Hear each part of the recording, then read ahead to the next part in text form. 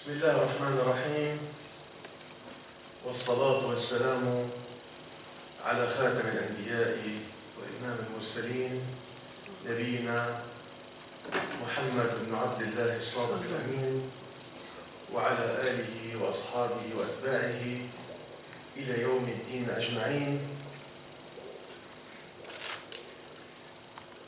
Je ne peux pas m'empêcher de commenter. Je ne peux pas m'empêcher de saluer et remercier la tribune, à commencer par l'initiateur de cette journée d'information, son Excellence, l'ambassadeur Cheikh Omar Seck, un grand ami, et en sa qualité de représentant de Comiac ici à Dakar. Mais je dois également par quelques mots magnifier la relation historique qui lie le pays frère du Sénégal avec mon pays, mais aussi avec le monde arabe dans son ensemble. Le Sénégal qui nous accueille sur son sol, le Sénégal qui est représenté par le ministère des Affaires étrangères, par Madame la ministre et son représentant, son Excellence, le chef du cabinet. Donc, un grand merci à ce Sénégal, à tout le Sénégal, qui s'est aligné dès le départ à la cause juste, à notre cause, à tous, à la cause centrale de la Oumma, la cause palestinienne. En étant ici dans cette prestigieuse salle, je ne peux pas oublier de faire une mention particulière à monsieur le recteur de l'université et à son représentant ici présent. Mais cet ordre protocolaire ne peut pas finir à ce stade-là parce que nous sommes tous venus pour assister à cette conférence qui vient d'être animée par un grand savant, un grand spécialiste, un renom qui dépasse par ses compétences le fait qu'il soit nommé délégué général au pèlerinage.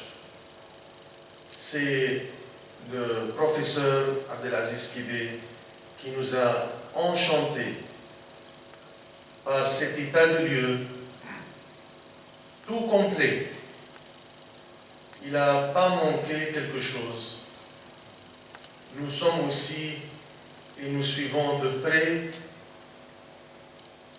l'OCI et les défis généraux que fait face la Oumma.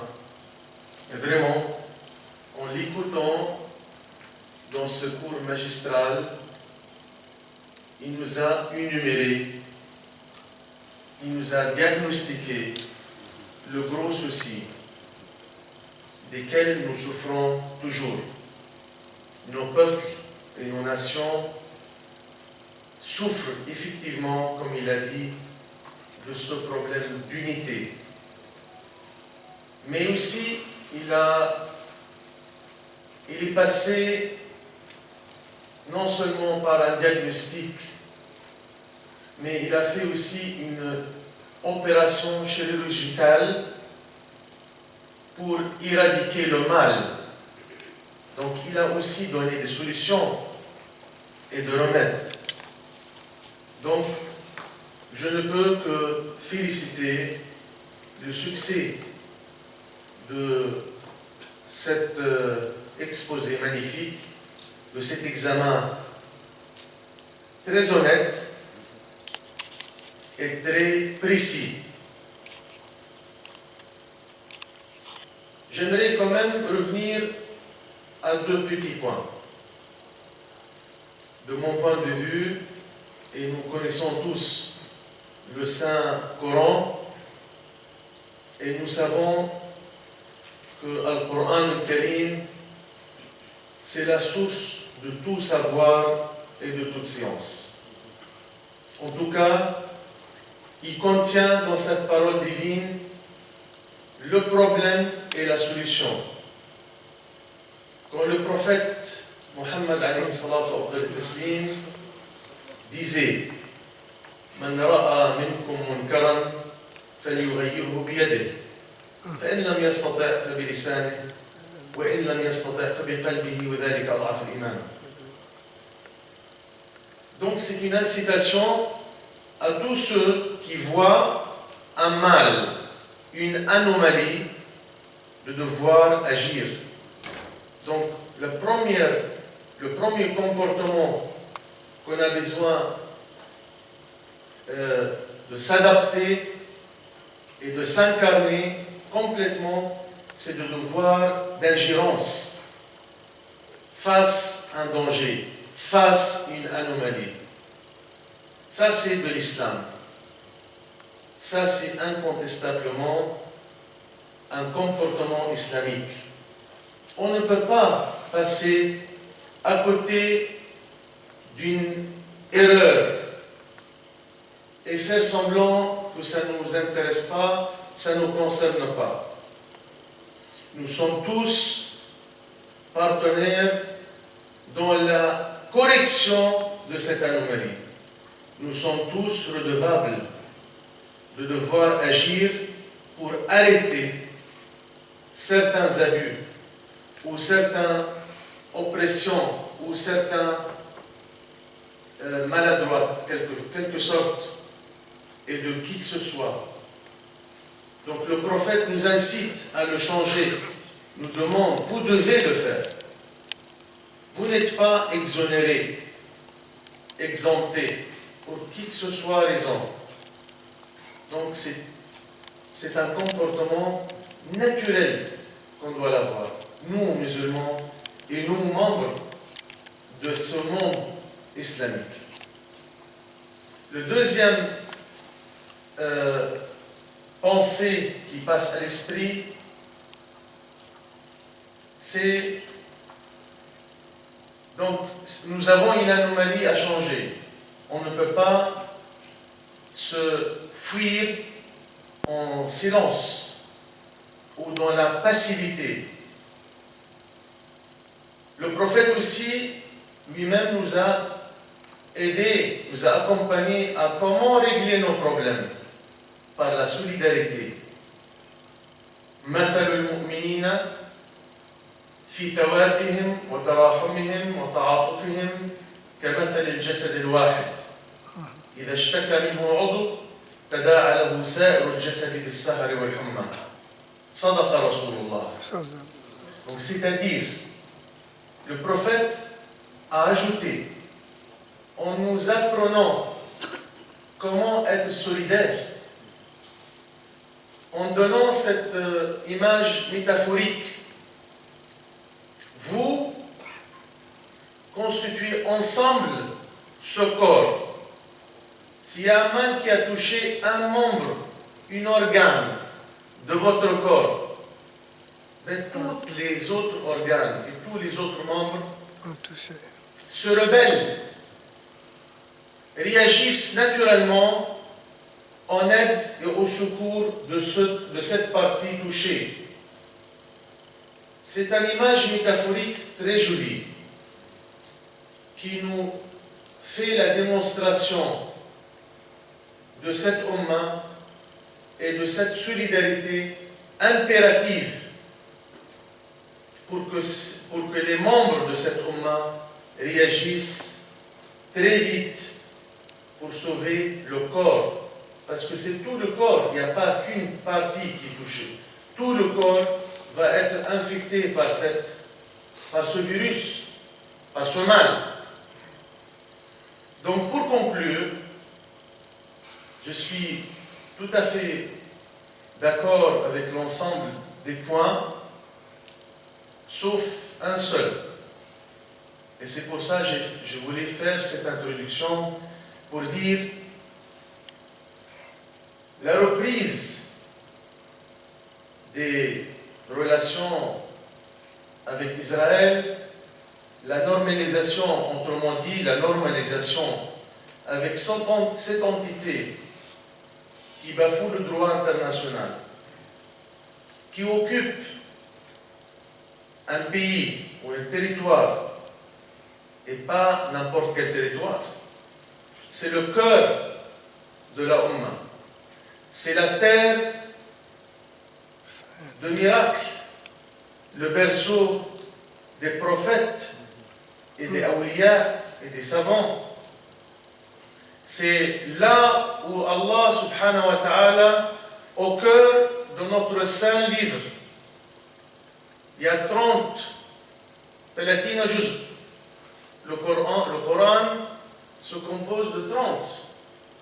Dans le 15e, en début de cette sourate Al-Isra, le voyage nocturne du prophète Mohammed, en son début de cette sourate, il nous a fait référence à ce choix divin, à cette fusion divine entre la Mecque, qui figure sur l'emblème de l'OCI, et Al-Quds.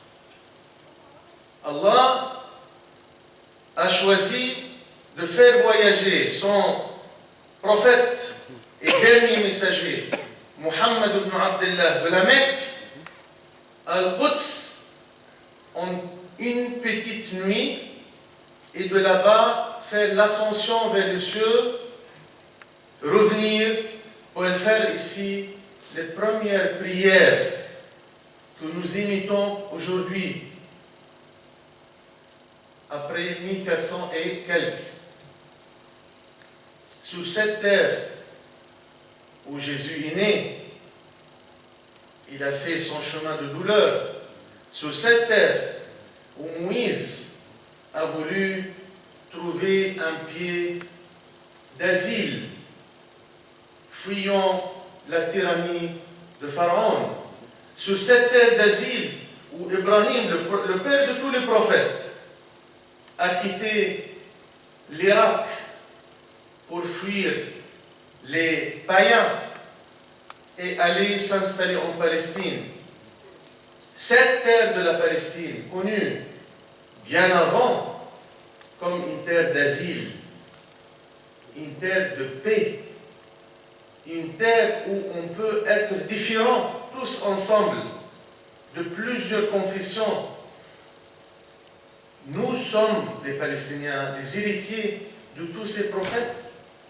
Nous sommes les partisans de Moussa, wa Isa, wa Muhammad. Personne d'autre ne peut être adepte de cette culture pluraliste plus que les Palestiniens. Nous sommes aussi parmi ceux que le prophète avait précisé, avait cité en particulier: وَلَا تَزَالُ طَائِفَةٌ مِّنْ أُمَّتِي عَلَى الدِّينِ ظَاهِرِينَ لِعَدُوِّهِمْ قَاهِرِينَ لَا يَضُرُّهُمْ مَنْ خَذَلَهُمْ حَتَّى يَأْتِيَ أَمْرُ اللَّهِ قِيلَ أَيْنَ يَا رَسُولَ اللَّهِ أَيْنَ هُمْ قال في بيت المقدس وأكناف بيت المقدس وهم في رباط إلى يوم الدين.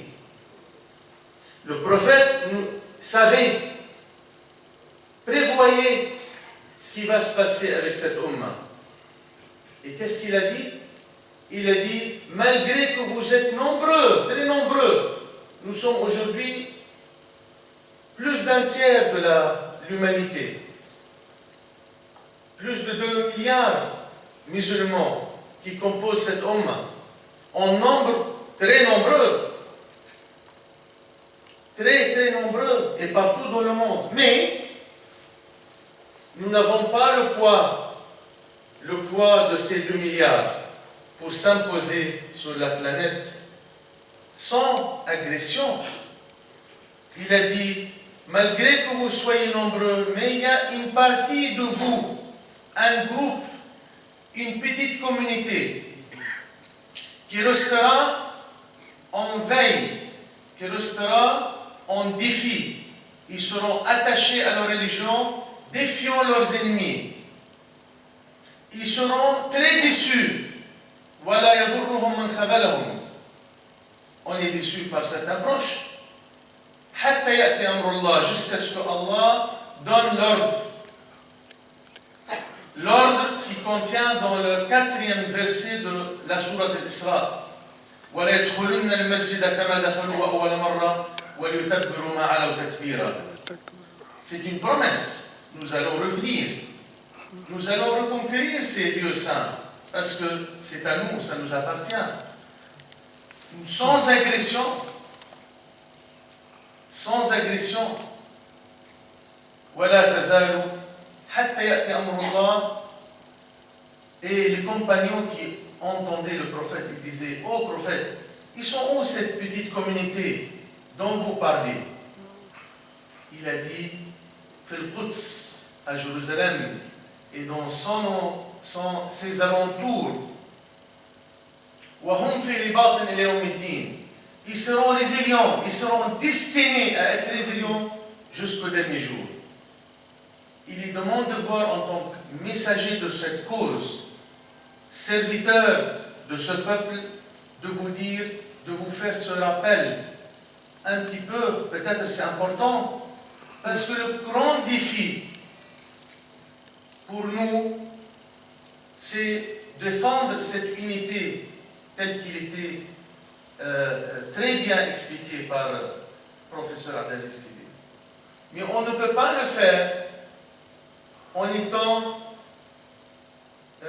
en contournant le mal et en mettant la pommade. C'est un cancer, il faut une opération, il faut l'enlever.